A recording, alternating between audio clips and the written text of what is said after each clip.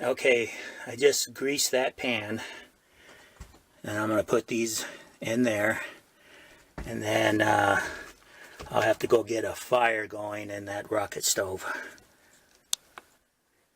Alright, they still have some way to rise, so this might be a little while. They deflated a little too, but I'm going to let them rise for a little longer.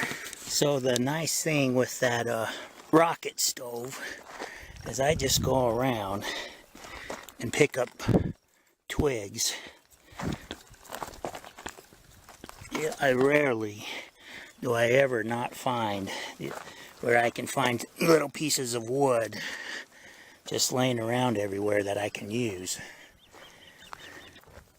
Light this.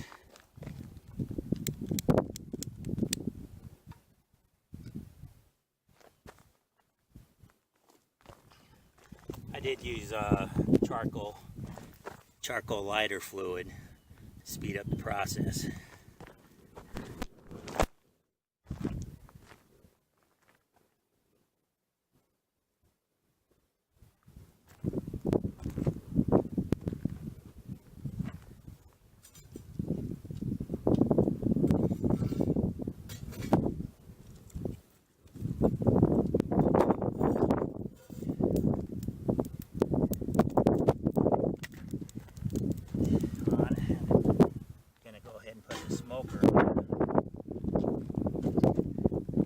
To get up to 300 degrees.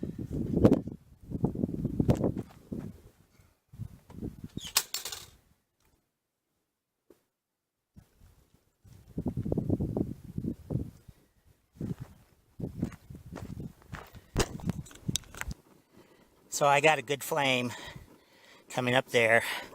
I got a good flame in there going too. I can see right through the top. And it's already up to about 140. It's only been a minute, not even two. Okay, as that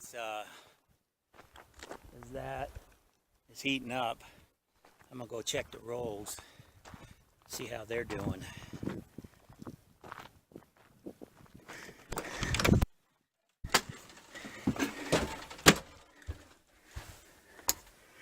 Alright, see, we take a look at the rolls. They've risen really good.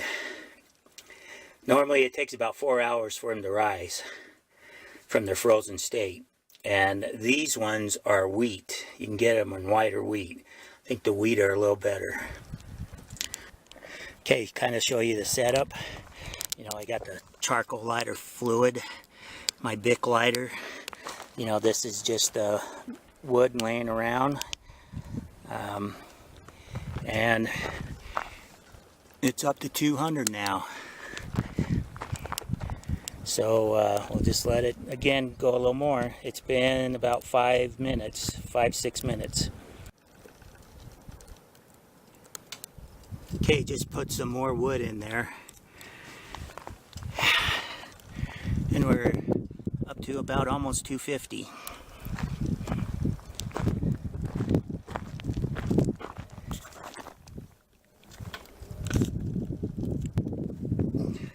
You can see how the pan, the bottom half, has turned black, but now I don't really care. I can't use this inside my trailer, it's too big.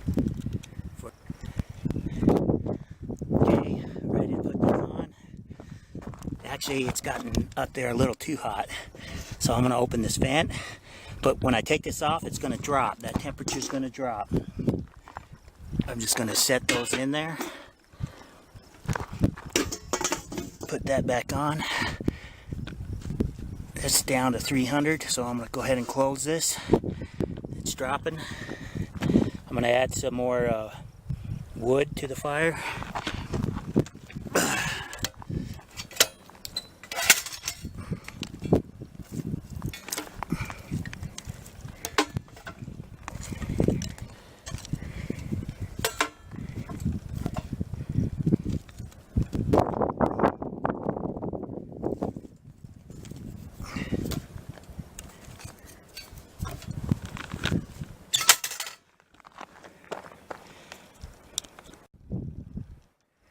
Okay, so what I'm going to do is going to let it cook for 5 minutes. I'm going to take the lid off and I'm going to flip those rolls. And then I'm going to cook them another 5 minutes. And I'm going to see how they come out.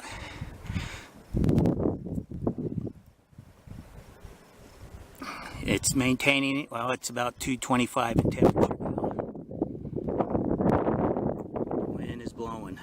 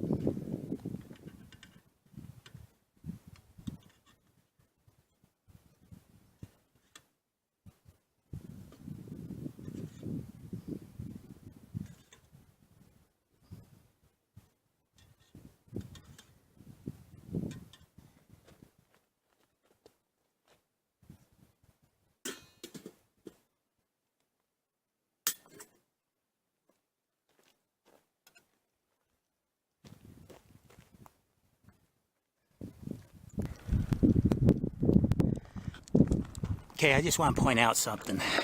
It's been in there about 10 minutes, so I'm going to need to check it. It's about 225, it's going up. This lower part of the pan is hotter than this upper part of the pan. Because again, remember, I have the plate it sits on, and then the cooking pan, and then the rolls. So that bottom is hotter than this top. So this can mislead you a little bit. You know, where you're thinking it's not as hot as it is. But down here it definitely is hotter than this upper, you know, the lower half is hotter than the upper half. Okay, I just took the Nordic Ware Smoker off. And I made sure this door is closed. I'm going to leave that on there. Let it burn itself out and make sure no ash gets out. So I'll take off this lid. Grab this pan. And I'm going to take it up to the trailer. Alright, I just brought them in the trailer, and they're hot. They're deflated a little, but that's okay. But looking at the color, they came out really well. I'll let them cool down, and then I'll cut one in half. Okay, so here comes the test. Got one of the rolls. Cutting it in half. It's cooked all the way through. Brown on the bottom, brown on the top. Gonna go ahead and put some cheese. Get some sandwich meat. This is some chicken.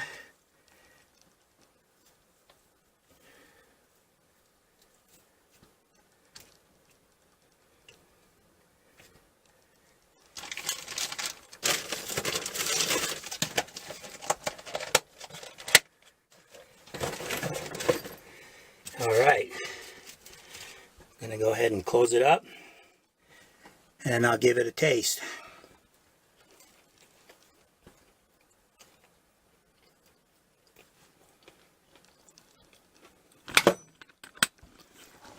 So, it came out real good. I have no complaints. This is my second attempt. I tried to do it once before, and again, you got a learning curve. But those rolls came out real good. So, you know, if I was to use my freezer and put some of those rolls in there and take them out, let them rise for 4 hours, and then cook them on that rocket stove in that Nordic Ware Smoker. These did cook for 15 minutes. You know, the initial temperature I got was 300. And then when I take the lid off, it drops, just like the previous times I've done this. But I'm getting a knack to it now, where I know how long to cook it. And these came out real good. So now I got 4 more rolls to make sandwiches with. Alright, thanks for watching.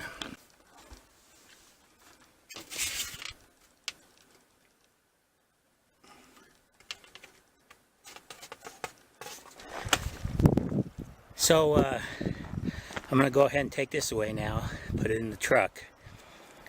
But the thing I really like about these rocket stoves is that they don't leave any type of footprint. No fire pit, no logs, you know, no nothing burnt, nothing. That little bit of ash, I'll show you it when I take it up there. I'll bury it.